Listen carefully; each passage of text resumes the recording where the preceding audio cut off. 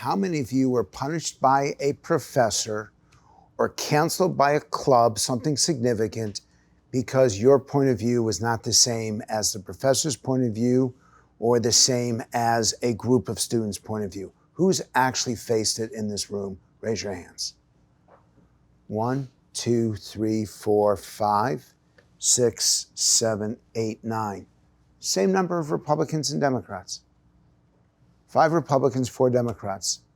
So what's the problem? The example of the bill in Florida denying all government, all the state advantages that the Disney had. I think it's a difference when a company is using where they're essentially living in Florida's house. They give them a seat in the house, and then they're going to go in to interfere with something that actually isn't even based out of their state. It's a California company. So guess what? You go ahead and bite the hand that feeds you. Is going to pull back. I don't consider that canceling. I consider it, hey, get what you got going to you. So you started to laugh at him, which is something that you all mentioned before. I know he wasn't telling a joke. Why were you laughing? No, I was laughing at Christian's enthusiasm.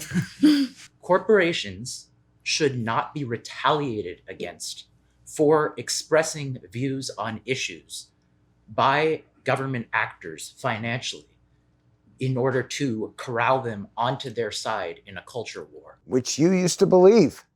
This is a Republican point of view that a Democrat is articulating. I am saying that having the lieutenant governor of Florida go on the air and openly admit it's a quid pro quo of them breaking from the Republicans on this issue and then having Disney be punished by the Republican Party for expressing a socially or culturally different view in order to threaten other companies into falling in line with them. That type of regulation comes straight out of platforms similar to the Italian fascist platform. Absolutely. Do you actually mean liberal. that? It's an Italian fascism. Italian fascism. Is that the words you want to say in a discussion like this? Or do you want to take it back? I'm asking you a specific question, Italian fascism. I'm a language guy. Do you want to accuse them of that? Yes no, or it was no? a simile. I didn't say it was. You said it was okay, like fine. it. It is illiberal and goes against free exchanges of ideas. Then why did you use that term? Because corporatism is used historically by Latin American fascist governments. Once and again, Italian with the fascist fascism governments. term.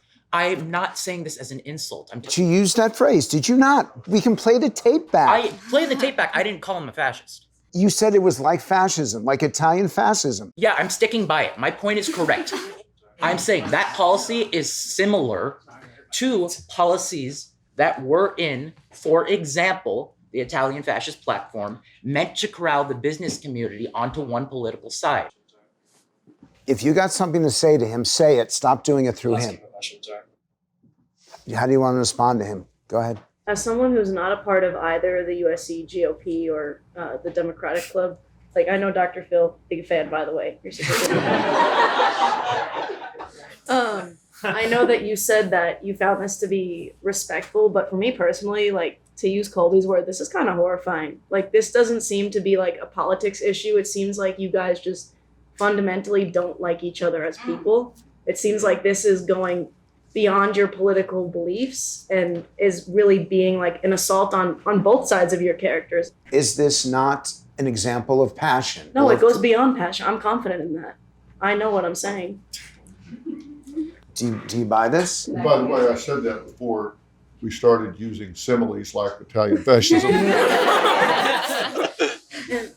There's no point to using words like that on both sides other than trying to get your point across. Why do you think people on this side are this passionate or post-passionate to the point of like what you believe is aggression and anger? And I fully will believe and understand that because, yeah, some of what's happened to you, what you've been explaining sounds fucking horrifying.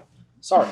It's horrifying and that sucks. But why do you think people have this response towards conservative politics when we feel the exact same way about conservative politics, that we feel that we're getting this response from conservative people? I don't think it's so much a political issue.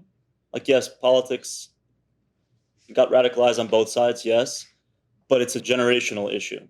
We have the attention span worse than a goldfish.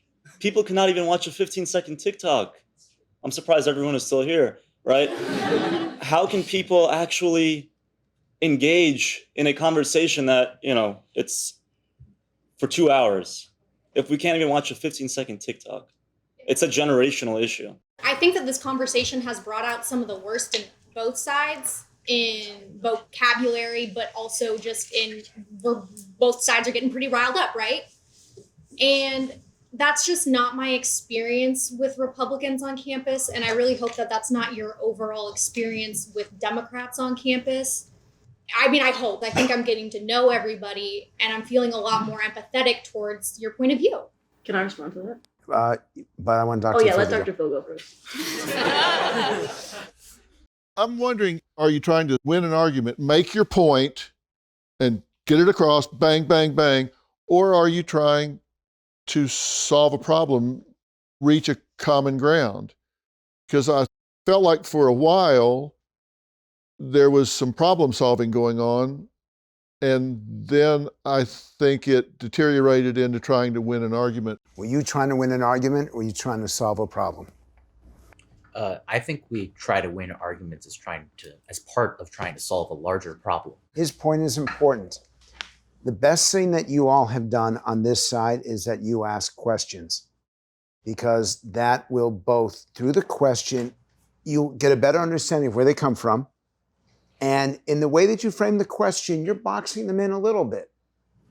So you're doing both at the same time, but you're giving them the chance to be heard. And on your side, there are several of you who are really reaching out to that side, who are trying to find that common ground because there's a humanity. My life is about conflict resolution now. And I believe that we are far worse today because of our previous president, and I now say so publicly, because he never saw conflict he didn't want to engage and provoke and make much, much worse.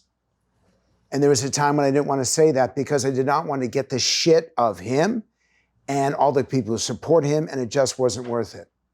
And then I realized the damage that he'd done to you all. There are several people over here. You want them to feel what you felt, but you want to punish them for what you felt, as opposed to establish empathy. We don't spend enough time trying to walk in each other's shoes. We don't spend enough time trying to learn each other's challenges. You have been blessed with instant information, instant friendships, instant everything across the globe. And what do? You find a reason to beat each other up.